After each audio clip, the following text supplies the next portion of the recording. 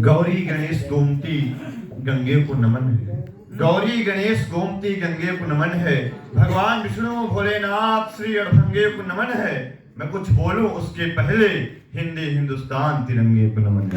हिंदी हिंदुस्तान तिरंगे को नमन है। शाब्दिक संस्करण संयोजन सुर साहित्य संगीत की स्वरदायिनी मां सरस्वती के श्री चरणों को प्रणाम निवेदित करता हूँ।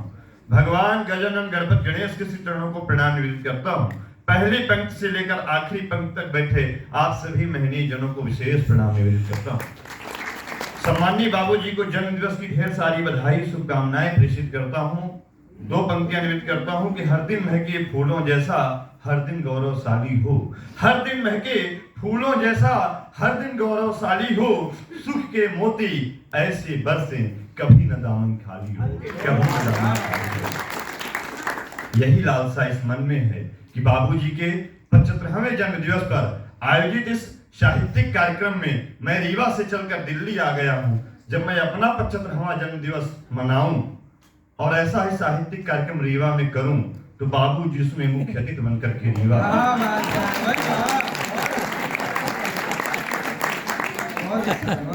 अब मैं अपनी औकात की पंक्तियां निवेदित करता हूं। स्वागत कि सच्ची मोहब्बत का फर्ज निभाने में, सच्ची मोहब्बत का फर्ज निभाने में मेरी एटलस की साइकिल बिक गई। उसको पिज्जा बर्गर खिलाने में, फिर इस तरह मोहब्बत खत्म हुई जमाने में। वो ससुराल चली गई मैं पागल खाने। समस्या यहाँ खत्म नहीं हुई कि मेरे सेल फोन में बैलेंस भेजो कहती है मुझको। मेरे सेल फोन में बैलेंस भेजो कहती है मुझको। नहीं भेजूं तो वो मुझको परेशान हाल करती है। मुझे उल्लू बनाती है मेरी मासूक रोजाना। मेरा बैलेंस लेके दूसरे को कॉल करती है। उसमें खूबियां भी हैं। उसकी खूबियों की 4 पंक्तियां निवेदित करता हूं कि सड़क से निकलती है तो जाम लगा देती है। सड़क से निकलती है तो जाम लगा देती है। मेरा सिर दर्द होता है तो बाम लगा देती है। हजार छाइयां है मेरी प्रेयसी में मगर खुद बीड़ी पीती है और मेरा नाम लगा देती है। मैंने बिल्कुल उससे किनारा कर लिया ये कहते हुए कि ये रोना धोना हमसे ना हो पाएगा। ये रोना धोना हमसे ना हो पाएगा। ये जादू टोना हमसे ना हो पाएगा। और प्रेम की गली में लफड़े ही लफड़े हैं। ये बाबू सोना हमसे ना हो पाएगा। मैं मध्य प्रदेश से आता हूँ, मध्य प्रदेश के रीवा जिले से, और ठीक बगल में वहाँ पे जबलपुर है। सुदीप भैया मेरे पड़ोसी हैं, अक्सर राय देते रहते। एक बार भैया ने मुझे फोन किया, बोले निर्मल भाई छोटी सी राय दे रहा हूँ तुमको। हमने कहा बताइए भैया, आप बड़े भाई हैं, जो कहेंगे मैं करूँगा। बोले मंचों पर हास्य व्यंग्य अच्छा पढ़ते हो, कुछ कविताएं अखबार में छपने के लिए भेज दो। मैंने कहा बिल्कुल भैया भेज दूंगा।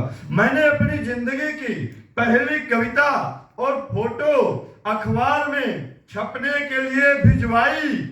कविता नहीं छपी, फोटो शोक समाचार में छपकर आई। मैंने भैया को बताया, भैया ने कहा एक बार फिर भेज दो, कोशिश करने वालों की कभी हार नहीं होती। हमने कहा ठीक। हमने फिर एक कविता एक फोटो फिर से अखबार में छपने के लिए भिजवाई। कविता फिर नहीं छपी, फोटो छपकर आई और खबर लिखा था 2.5 किलो गांजे के साथ पकड़ा गया आशीष भाई। अब मैं सीधे संपादक महोदय के पास पहुंचा। मैंने कहा कभी शोक समाचार में छाप देते हो, कभी गांजे के साथ छाप देते हो, बड़ी मिसअंडरस्टैंडिंग हो रही। वो बोले होशधार कॉलम में आपकी फोटो छापी जाएगी, आपसे माफी मांगी जाएगी।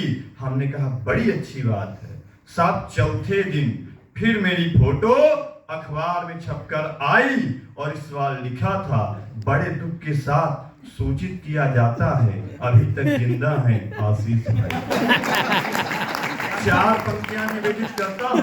समाज में ऐसे लोग मिल जाते हैं कि सामने कुछ और कहते हैं, पीठ पीछे कुछ और कहते हैं। हमको भी कुछ ऐसे लोग मिले, 4 पंक्तियां निवेदित करता हूं कि दिल लगा न कभी दिल लगी हुई, दिल लगा न कभी दिल लगी हुई, दुआ सलाम न कभी पैलगी हुई, और मेरे मरने के वास्ते वो पूजा पाठ करता रहा मंदिर मंदिर, पर आज सुबह मिला, बोला निर्मल भाई आपसे मिलके बड़ी खुशी हुई।